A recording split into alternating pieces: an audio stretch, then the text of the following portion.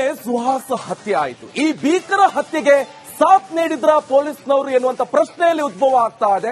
ತೀವ್ರ ಅನುಮಾನ ಮೂಡಿಸ್ತಾ ಇರುವಂತದ್ದು ಈ ಖಾಕಿ ನಡೆ. ಸುಹಾಸ್ ಹತ್ಯೆಗೆ ಕೋಮು ಬಣ್ಣ ಸಿಗದಂತೆ ಪ್ಲಾನ್ ಮಾಡಲಾಯ್ತು. ಹಾಗಾದ್ರೆ ಮರ್ಡರ್ಗೆ ಇಬ್ಬರು ಹಿಂದೂ ಯುವಕರ ಬಳಕೆ. 40 ದಿನಗಳಿಂದ ಸುಹಾಸ್ ಹತ್ಯೆಗೆ ಬಜ್ಪೇಲಿ ಸ್ಕೆಚ್ ಅಂತೆ.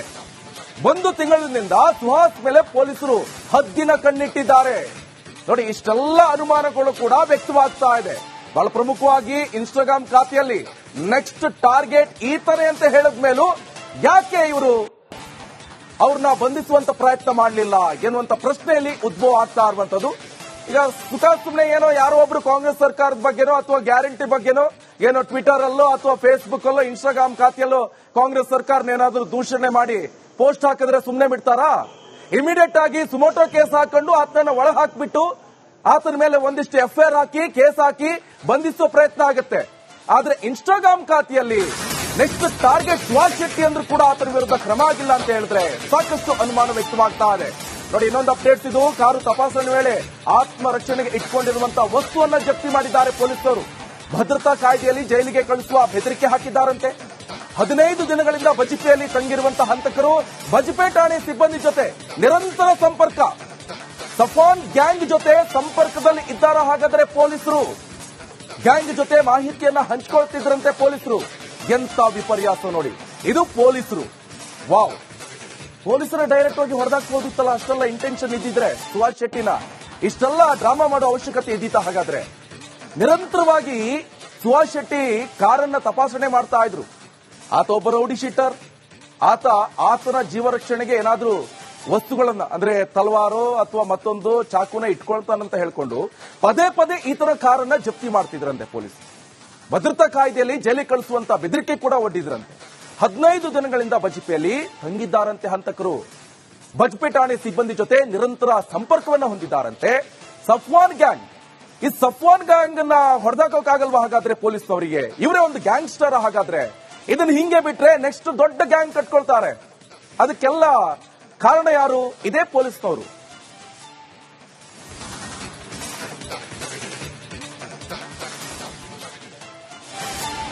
ನಿನ್ನೆ ಸುಹಾಸ್ ಹತ್ಯೆ ಆಯಿತು. ಈ ಭೀಕರ ಹತ್ಯೆಗೆ ಸಾಥ್ ನೀಡಿದ್ರ ಪೊಲೀಸ್ನವರು ಎನ್ನುವಂತ ಪ್ರಶ್ನೆಯಲ್ಲಿ ಉದ್ಭವ ಆಗ್ತಾ ಇದೆ.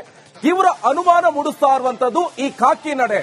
ಸುಹಾಸ್ ಹತ್ಯೆಗೆ ಕೋಮು ಬಣ್ಣ ಸಿಗದಂತೆ ಪ್ಲಾನ್ ಮಾಡಲಾಯ್ತು. ಹಾಗಾದ್ರೆ ಮರ್ಡರ್ಗೆ ಇಬ್ಬರು ಹಿಂದೂ ಯುವಕರ ಬಳಕೆ. 40 ದಿನಗಳಿಂದ ಸುಹಾಸ್ ಹತ್ಯೆಗೆ ಬಜ್ಪೇಲಿ ಸ್ಕೆಚ್ ಅಂತೆ.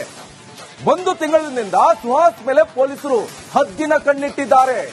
ನೋಡಿ, ಇಷ್ಟೆಲ್ಲ ಅನುಮಾನಗಳು ಕೂಡ ವ್ಯಕ್ತವಾಗ್ತಾ ಇದೆ. ಬಹಳ ಪ್ರಮುಖವಾಗಿ ಇನ್ಸ್ಟಾಗ್ರಾಮ್ ಖಾತೆಯಲ್ಲಿ ನೆಕ್ಸ್ಟ್ ಟಾರ್ಗೆಟ್ ಈತನೇ ಅಂತ ಹೇಳಿದ ಮೇಲೂ ಯಾಕೆ ಇವರು ಅವ್ರನ್ನ ಬಂಧಿಸುವಂತ ಪ್ರಯತ್ನ ಮಾಡಲಿಲ್ಲ ಎನ್ನುವಂತ ಪ್ರಶ್ನೆಯಲ್ಲಿ ಉದ್ಭವ ಆಗ್ತಾ ಇರುವಂತದ್ದು.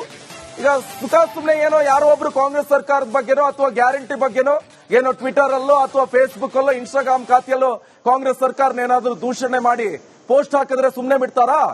ಇಮಿಡಿಯೇಟ್ ಆಗಿ ಸುಮೋಟೋ ಕೇಸ್ ಹಾಕೊಂಡು ಆತನ ಒಳ ಹಾಕ್ಬಿಟ್ಟು ಆತನ ಮೇಲೆ ಒಂದಿಷ್ಟು ಎಫ್ಐಆರ್ ಹಾಕಿ ಕೇಸ್ ಹಾಕಿ ಬಂಧಿಸುವ ಪ್ರಯತ್ನ ಆಗುತ್ತೆ. ಆದ್ರೆ ಇನ್ಸ್ಟಾಗ್ರಾಮ್ ಖಾತೆಯಲ್ಲಿ ನೆಕ್ಸ್ಟ್ ಟಾರ್ಗೆಟ್ ಸುಹಾಸ್ ಶೆಟ್ಟಿ ಅಂದ್ರೂ ಕೂಡ ಆತನ ವಿರುದ್ಧ ಕ್ರಮ ಆಗಿಲ್ಲ ಅಂತ ಹೇಳಿದ್ರೆ ಸಾಕಷ್ಟು ಅನುಮಾನ ವ್ಯಕ್ತವಾಗ್ತಾ ಇದೆ. ನೋಡಿ, ಇನ್ನೊಂದು ಅಪ್ಡೇಟ್ಸ್ ಇದು. ಕಾರು ತಪಾಸಣೆ ವೇಳೆ ಆತ್ಮರಕ್ಷಣೆಗೆ ಇಟ್ಕೊಂಡಿರುವಂತಹ ವಸ್ತುವನ್ನ ಜಪ್ತಿ ಮಾಡಿದ್ದಾರೆ ಪೊಲೀಸರು.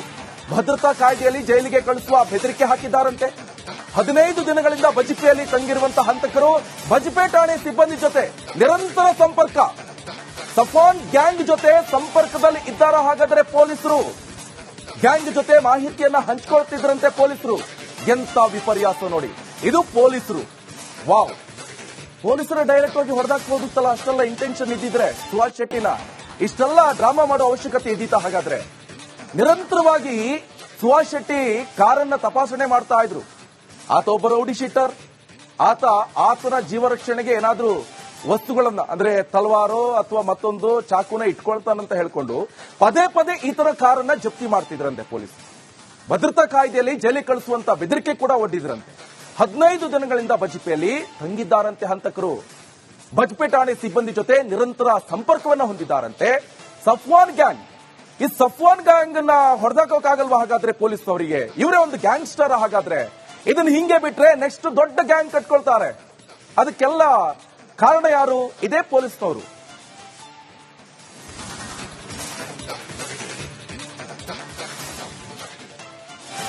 ನಿನ್ನೆ ಸುಹಾಸ್ ಹತ್ಯೆ ಆಯಿತು. ಈ ಭೀಕರ ಹತ್ಯೆಗೆ ಸಾಥ್ ನೀಡಿದ್ರ ಪೊಲೀಸ್ನವರು ಎನ್ನುವಂತ ಪ್ರಶ್ನೆಯಲ್ಲಿ ಉದ್ಭವ ಆಗ್ತಾ ಇದೆ. ತೀವ್ರ ಅನುಮಾನ ಮೂಡಿಸ್ತಾ ಇರುವಂತದ್ದು ಈ ಖಾಕಿ ನಡೆ.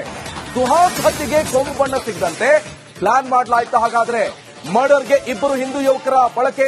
40 ದಿನಗಳಿಂದ ಸುಹಾಸ್ ಹತ್ಯೆಗೆ ಬಜಪೇಲಿ ಸ್ಕೆಚ್ ಅಂತೆ. 1 ತಿಂಗಳಿನಿಂದ ಸುಹಾಸ್ ಮೇಲೆ ಪೊಲೀಸರು ಹದ್ದಿನ ಕಣ್ಣಿಟ್ಟಿದ್ದಾರೆ. ನೋಡಿ, ಇಷ್ಟೆಲ್ಲ ಅನುಮಾನಗಳು ಕೂಡ ವ್ಯಕ್ತವಾಗ್ತಾ ಇದೆ.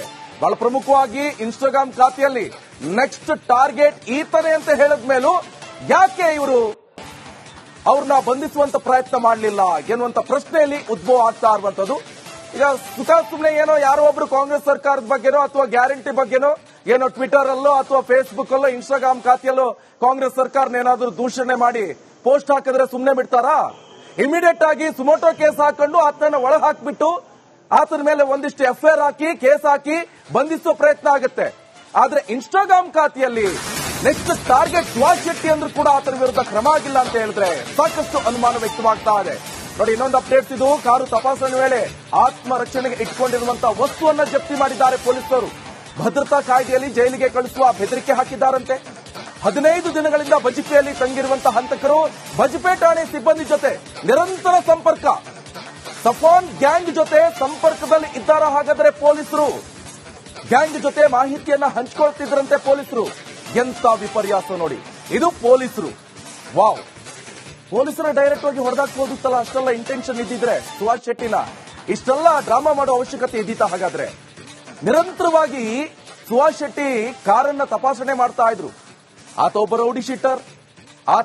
ಆತನ ಜೀವ ರಕ್ಷಣೆಗೆ ಏನಾದ್ರೂ ವಸ್ತುಗಳನ್ನ ಅಂದ್ರೆ ತಲವಾರು ಅಥವಾ ಮತ್ತೊಂದು ಚಾಕುನ ಇಟ್ಕೊಳ್ತಾನಂತ ಹೇಳ್ಕೊಂಡು ಪದೇ ಪದೇ ಈತರ ಕಾರನ್ನ ಜಪ್ತಿ ಮಾಡ್ತಿದ್ರಂತೆ ಪೊಲೀಸ್. ಭದ್ರತಾ ಕಾಯ್ದೆಯಲ್ಲಿ ಜೈಲಿಗೆ ಕಳಿಸುವಂತ ಬೆದರಿಕೆ ಕೂಡ ಒಡ್ಡಿದ್ರಂತೆ. 15 ದಿನಗಳಿಂದ ಬಜಪೆಯಲ್ಲಿ ತಂಗಿದ್ದಾರಂತೆ ಹಂತಕರು. ಬಜಪೆ ಠಾಣೆ ಸಿಬ್ಬಂದಿ ಜೊತೆ ನಿರಂತರ ಸಂಪರ್ಕವನ್ನ ಹೊಂದಿದ್ದಾರಂತೆ. ಸಫ್ವಾನ್ ಗ್ಯಾಂಗ್, ಈ ಸಫ್ವಾನ್ ಗ್ಯಾಂಗ್ ಅನ್ನ ಹೊಡೆದಾಕೋಕ್ಕಾಗಲ್ವಾ ಹಾಗಾದ್ರೆ ಪೊಲೀಸ್ನವರಿಗೆ? ಇವರೇ ಒಂದು ಗ್ಯಾಂಗ್ಸ್ಟರ್. ಹಾಗಾದ್ರೆ ಇದನ್ನ ಹಿಂಗೆ ಬಿಟ್ರೆ ನೆಕ್ಸ್ಟ್ ದೊಡ್ಡ ಗ್ಯಾಂಗ್ ಕಟ್ಕೊಳ್ತಾರೆ. ಅದಕ್ಕೆಲ್ಲ ಕಾರಣ ಯಾರು? ಇದೇ ಪೊಲೀಸ್ನವರು.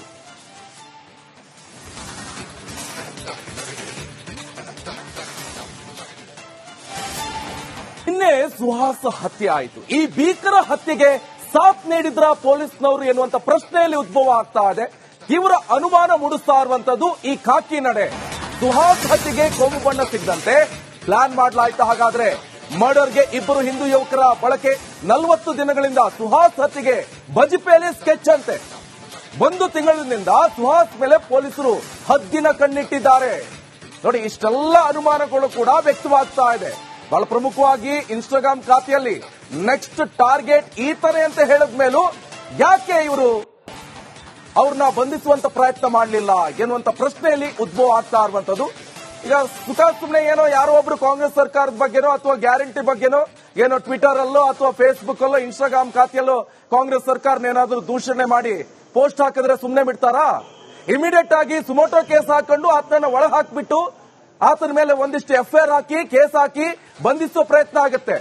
ಆದ್ರೆ ಇನ್ಸ್ಟಾಗ್ರಾಮ್ ಖಾತೆಯಲ್ಲಿ ನೆಕ್ಸ್ಟ್ ಟಾರ್ಗೆಟ್ ಸುಹಾಸ್ ಶೆಟ್ಟಿ ಅಂದ್ರೂ ಕೂಡ ಆತನ ವಿರುದ್ಧ ಕ್ರಮ ಆಗಿಲ್ಲ ಅಂತ ಹೇಳಿದ್ರೆ ಸಾಕಷ್ಟು ಅನುಮಾನ ವ್ಯಕ್ತವಾಗ್ತಾ ಇದೆ. ನೋಡಿ, ಇನ್ನೊಂದು ಅಪ್ಡೇಟ್ಸ್ ಇದು. ಕಾರು ತಪಾಸಣೆ ವೇಳೆ ಆತ್ಮರಕ್ಷಣೆಗೆ ಇಟ್ಕೊಂಡಿರುವಂತಹ ವಸ್ತುವನ್ನ ಜಪ್ತಿ ಮಾಡಿದ್ದಾರೆ ಪೊಲೀಸರು. ಭದ್ರತಾ ಕಾಯ್ದೆಯಲ್ಲಿ ಜೈಲಿಗೆ ಕಳಿಸುವ ಬೆದರಿಕೆ ಹಾಕಿದ್ದಾರಂತೆ. 15 ದಿನಗಳಿಂದ ಬಜಪೆಯಲ್ಲಿ ತಂಗಿರುವಂತಹ ಹಂತಕರು ಬಜಪೆ ಠಾಣೆ ಸಿಬ್ಬಂದಿ ಜೊತೆ ನಿರಂತರ ಸಂಪರ್ಕ. ಸಫಾನ್ ಗ್ಯಾಂಗ್ ಜೊತೆ ಸಂಪರ್ಕದಲ್ಲಿ ಇದ್ದಾರ. ಹಾಗಾದ್ರೆ ಪೊಲೀಸರು ಗ್ಯಾಂಗ್ ಜೊತೆ ಮಾಹಿತಿಯನ್ನ ಹಂಚಿಕೊಳ್ತಿದ್ರಂತೆ ಪೊಲೀಸರು. ಎಂತ ವಿಪರ್ಯಾಸ ನೋಡಿ, ಇದು ಪೊಲೀಸರು. ವಾವ್, ಪೊಲೀಸರ ಡೈರೆಕ್ಟ್ ಆಗಿ ಹೊಡೆದಾಕ್ಬೋದಿತ್ತಲ್ಲ. ಅಷ್ಟೆಲ್ಲ ಇಂಟೆನ್ಷನ್ ಇದ್ದಿದ್ರೆ ಸುಹಾಸ್ ಶೆಟ್ಟಿನ ಇಷ್ಟೆಲ್ಲ ಡ್ರಾಮಾ ಮಾಡೋ ಅವಶ್ಯಕತೆ ಇದ್ದಿತ್ತ? ಹಾಗಾದ್ರೆ ನಿರಂತರವಾಗಿ ಸುಹಾಸ್ ಶೆಟ್ಟಿ ಕಾರನ್ನ ತಪಾಸಣೆ ಮಾಡ್ತಾ ಇದ್ರು. ಆತ ಒಬ್ಬ ರೌಡಿ ಶೀಟರ್.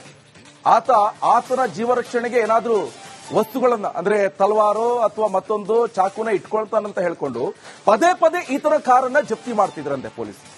ಭದ್ರತಾ ಕಾಯ್ದೆಯಲ್ಲಿ ಜೈಲಿಗೆ ಕಳಿಸುವಂತ ಬೆದರಿಕೆ ಕೂಡ ಒಡ್ಡಿದ್ರಂತೆ.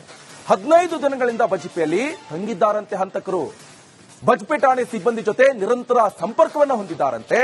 ಸಫ್ವಾನ್ ಗ್ಯಾಂಗ್, ಈ ಸಫ್ವಾನ್ ಗ್ಯಾಂಗ್ ಅನ್ನ ಹೊಡೆದಾಕೋಕ್ಕಾಗಲ್ವಾ ಹಾಗಾದ್ರೆ ಪೊಲೀಸ್ನವರಿಗೆ? ಇವರೇ ಒಂದು ಗ್ಯಾಂಗ್ಸ್ಟರ್. ಹಾಗಾದ್ರೆ ಇದನ್ನ ಹಿಂಗೆ ಬಿಟ್ರೆ ನೆಕ್ಸ್ಟ್ ದೊಡ್ಡ ಗ್ಯಾಂಗ್ ಕಟ್ಕೊಳ್ತಾರೆ. ಅದಕ್ಕೆಲ್ಲ ಕಾರಣ ಯಾರು? ಇದೇ ಪೊಲೀಸ್ನವರು.